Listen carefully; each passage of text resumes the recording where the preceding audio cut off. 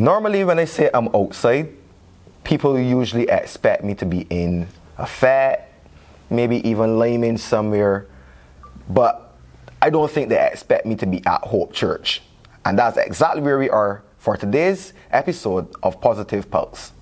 I'm your host, Rashid Holder, and today I'll be speaking with Sudian Conliffe, one of the organizers for the 5K for Hope. Sudian, welcome to Positive Pulse, and thank you for joining me here today. Thank you for having us.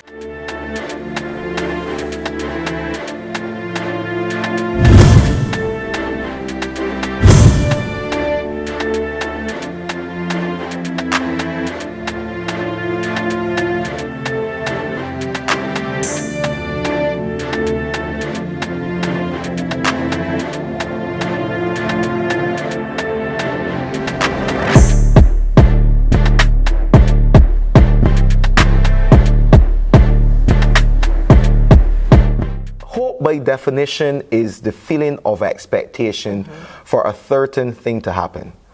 Tell me how the 5K for Hope came about.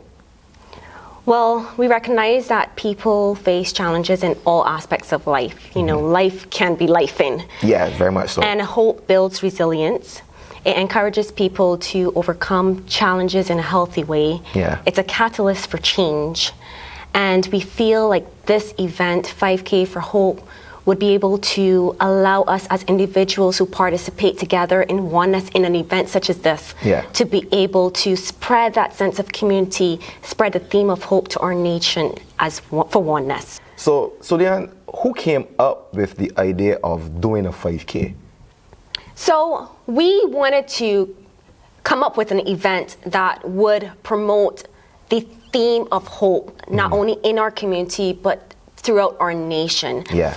And I don't know if you've ever been to a 5K event, but events such as this bring together people in oneness. It brings together a sense of unity. It brings together a common goal towards a theme. And this is a theme that we really wanted to promote, hope for our nation. Yeah, when I think about 5Ks, as a former, athlete, I think about, moving forward. Obviously you're walking, you're running, you're moving forward in a particular direction.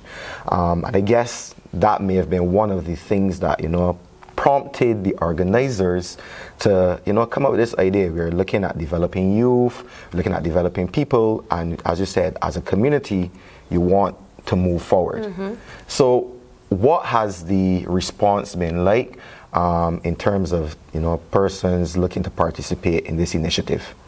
Well, we've recently started promoting, and we do think we have a really good response so far. I do believe that, as we get closer to the event, we will definitely have a greater response. Yeah. But it's of my feeling that, people understand the fact that we need hope in Barbados. Lots of it. And so that's why I do feel that support towards this initiative is so great. Yeah, and especially where persons are a lot more mindful about their wellness, and obviously promoting, healthy and active lifestyles. Something like this obviously bodes well in terms of participation and even, just getting that message of hope out there. Yes, exactly. Why do you think this initiative, especially around this time, is necessary as we look around our nation and community at large? I mean, if you look around in this time, right, I think more than ever, Barbados needs hope, right, so that we can come together as a community to promote progress, to have a better sense of an aspiration towards improved well-being overall for not only our adults but our children, our youth. It is so needed in this time more than ever, I believe. Yeah, I definitely agree. Yeah. And it's good that you touched on, the youth, because they obviously are the future generation, and having events such as this where, as you say, the theme definitely is hope, but there's so many other positive aspects that can be encouraged, be it from fitness to their lifestyle, and even just finding a space for people to come and interact in a positive way. So Sudian, I, for one, will be looking for this event. I may even be looking to come in the top 5. Who knows? Yes. I'm very competitive. I must say that from the get-go. That's right. But I hope, and that's in inverted commas, that the event will be a success and it obviously will meet all of the aims that you are seeking or your community is seeking by having an event such as this. Awesome. Yeah. This has been Positive Pulse with Sudian Conliffe. However, we are going to speak with Pastor John, and I'm going to keep it just like that. Pastor John will be joining us shortly to speak about hope.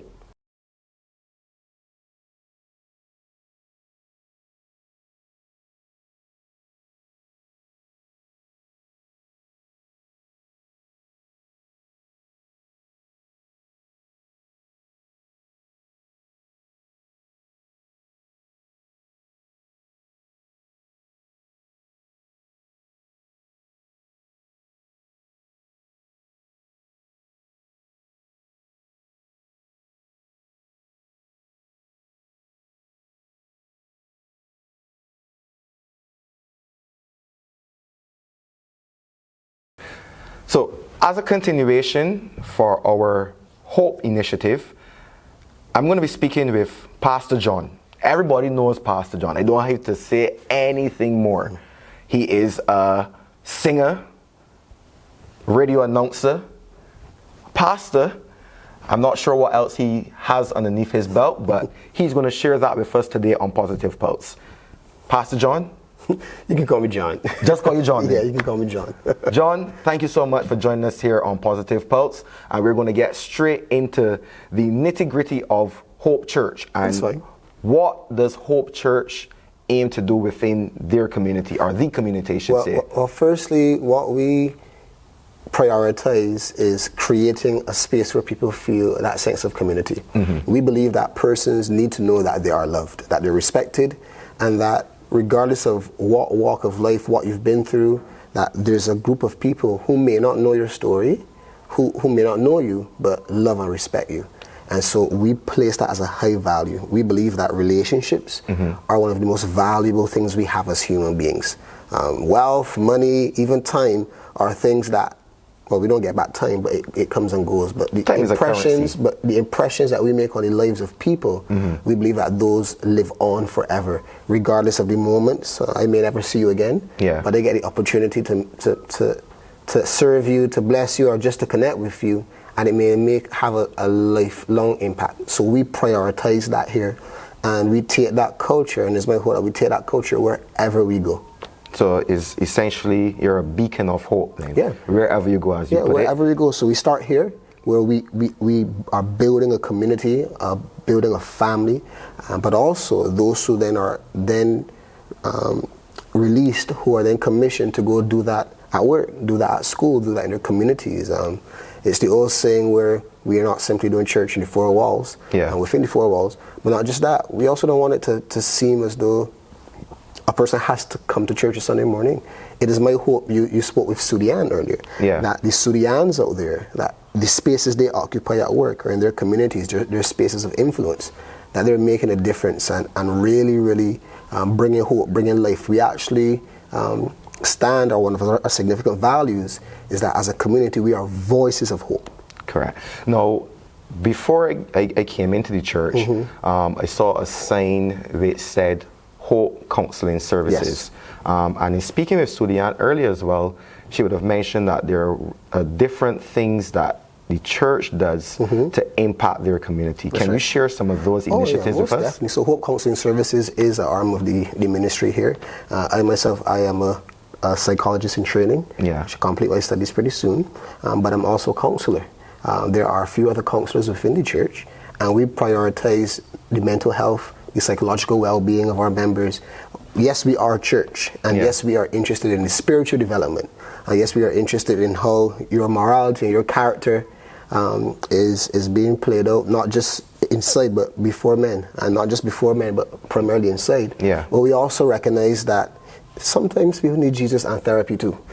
We've come to realize that counseling is a significant part of one's psychological well-being. We actually see Jesus making a statement to love the Lord your God with all of your heart, with all of your mind, with all of your strength. And so we think it is super important that the inward work that the Spirit does, but also the inward work of the emotions, that sometimes comes by just sitting, talking, and the areas you may not see, someone else may be able to help facilitate healing, restoration, hope. We also have a ministry, I'm really excited about this one, it's called Hope Restored. And what that is, we acknowledge that everyone is walking through something. So that's so like I said, there's a spiritual arm. Where we as a community, we teach and we stand on the principles of Jesus and of the authority of the Word of God. We recognize that we are whole beings, and so we recognize that we do have minds and we do have emotions, and that there's a psychological aspect to us as human beings, and so we want to make investments that we are well in that aspect.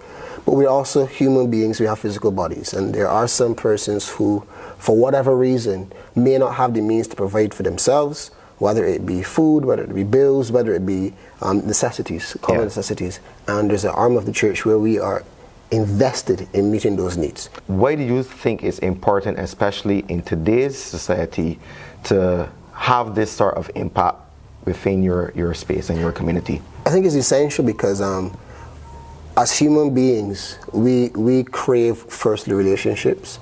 As human beings, we need to function in this real world.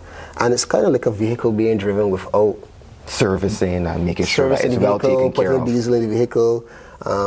You may rack up the mileage on the vehicle, or you may keep the mileage very low. But if you're not maintaining the vehicle eventually and you come to sell it, well, the mileage may be low, but how the vehicle, correct, the persons will not be interested. Likewise, if you're not servicing the vehicle, so someone may look on at the vehicle and realize, I don't want to.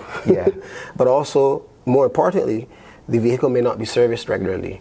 You may put gas in the diesel engine, and then the operation of the vehicle is compromised. Correct. We have recognized that the body, the mind, and the soul needs those injections, needs that sense of servicing, it needs that restoration, needs that fueling in order to function at maximum capacity.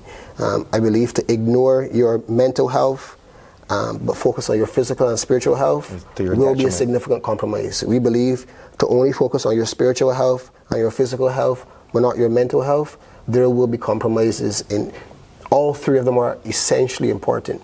And so we choose to build our ministry and we choose to serve our community by prioritizing all three of them. Well, they say sharing is caring, and I definitely want to thank you for sharing all of that wholesome information with us today, John Knott.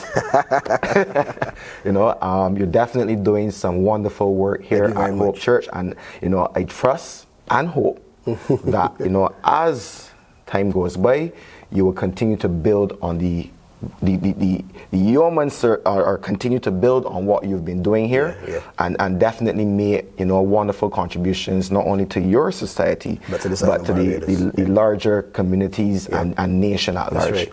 Yep, it starts here, and they leave these rooms. They leave this room and go throughout the length and breadth of Barbados. Correct. So we pour into our people, and we commission them.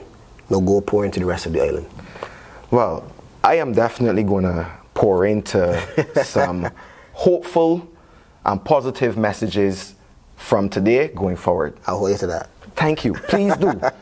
This has been another episode of Positive Pulse.